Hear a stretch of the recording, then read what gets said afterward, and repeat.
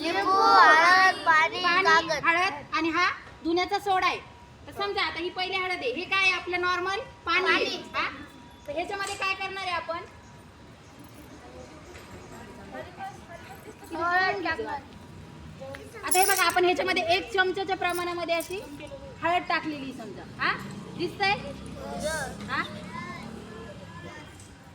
आता हे हळदीचं पाणी तुम्हाला कोणत्या रंगाचं दिसतंय? हे येलो कलरचं झालंय का नाही? आता जर आपल्याला ह्याला रेड कलरचं करायचंय, हा आहे का नाही? तर आता ह्याच्यामध्ये आपण हा जो धुण्याचा सोडा आहे, हा कपडे धुतो तो याच्यामध्ये टाकलाय. आता बघा, तुम्हाला कलर चेंज झालेला दिसतोय? दिसला सर्वांना? कोणता कलर झाला? रेड कलर झाला का नाही? की तुम्ही आता चित्रपट वगैरे बघता सर्वजण, त्याच्यामध्ये जे ब्लड त्यांना लागलेलं नसतं त्यावेळेस ह्याच ब्लडचा वापर केला जातो, त्याच्यामध्ये हे दाखवलं जातं. आता याला वापस येलो कलर मध्ये करायचं का? तुम्ही जे बघता अंधश्रद्धा असते, लोक तुम्हाला दाखवतात की लिंबू मधून डायरेक्ट लाल कलर आला, तो तसं काहीही नसतं. हे असं मिक्स केलेलंच असतं सगळं. आता हे लिंबूचं जर आपण हे टाकलं, लिंबामध्ये काय असतं माहिती का सगळ्याला? सायट्रिक ऍसिड असतं.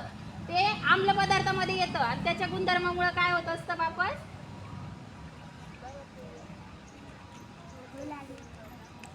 आता व्हायला लागलं का नाही लिंबू जसं जसं चाललंय?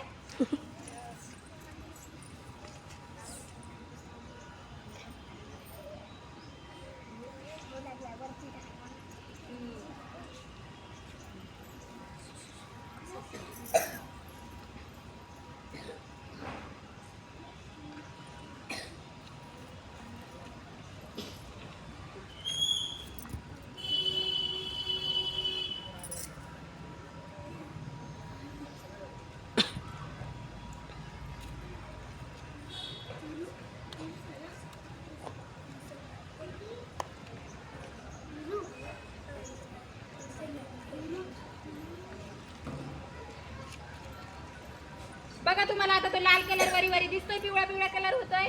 जसं लिंबू त्याच्यामध्ये हे होतोय ऑब्झर्व, तसं तो पिवळ्या कलर मध्ये होतोय. आला वापस जो कलरचं पाणी होतं त्या कलरचं.